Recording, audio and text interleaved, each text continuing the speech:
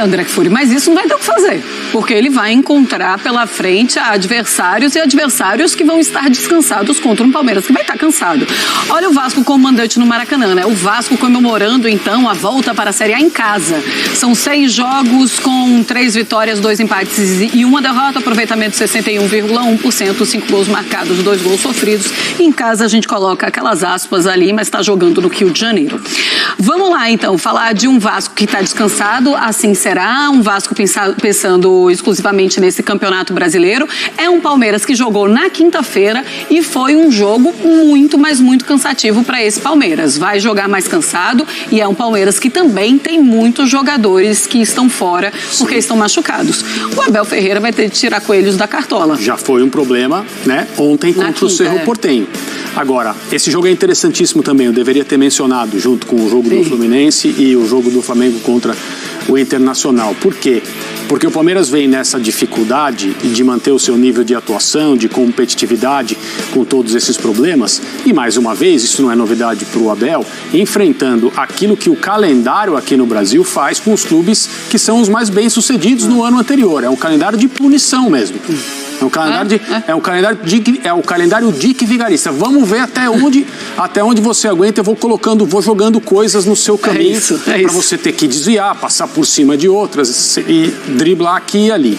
Agora, o Abel já está acostumado com isso. O que ele fala é verdade, mas ele também já tem essa vivência. E o que ele tem, nenhum outro clube tem no Brasil, é o que a gente falou outro dia, a cultura de vitórias, quando o Palmeiras ganhou o campeonato estadual. O jogo de ontem, muita gente mencionou, quando não dá na técnica, vai na raça. É verdade, é claro que você precisa ter disposição, vontade, desejo, etc.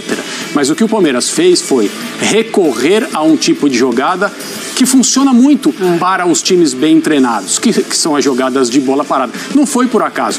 O Palmeiras não conseguia vencer de uma determinada maneira. No final do jogo, conseguiu vencer de uma outra maneira.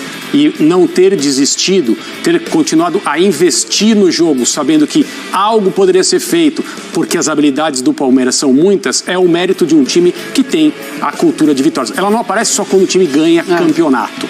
Ela aparece quando o time ganha jogos improváveis. O caso de ontem contra o Cerro foi um desses. Agora, dá pra gente imaginar uma partida difícil, mas bastante difícil do Palmeiras contra o Vasco, que além de estar se preparando durante a semana para esse jogo especificamente, tem jogadores querendo mostrar, uma comissão técnica que já provou seu valor, o início de uma nova era em que os objetivos mudaram de tamanho e uma grande oportunidade de, depois de ter vencido fora de casa o Atlético Mineiro na estreia, confirmar sobre um adversário do mais alto nível no futebol brasileiro que o momento é bom. Sim. Então o Vasco vai impor muitos problemas ao Palmeiras, sem dúvida nenhuma. Pois é, isso que eu ia falar, né? Sobre a oportunidade do Vasco de mostrar agora diante de sua torcida como sim pode começar um campeonato brasileiro muito forte e não vai ter aquela história de vamos brigar ou lutar para não cair, porque é um time que acabou de subir de Série B. Parece que realmente a temporada começa a abrir no horizonte de uma maneira diferente para esse Vasco. Agora, o Palmeiras, André Fury, você imagina que é um Palmeiras com um Abel Ferreira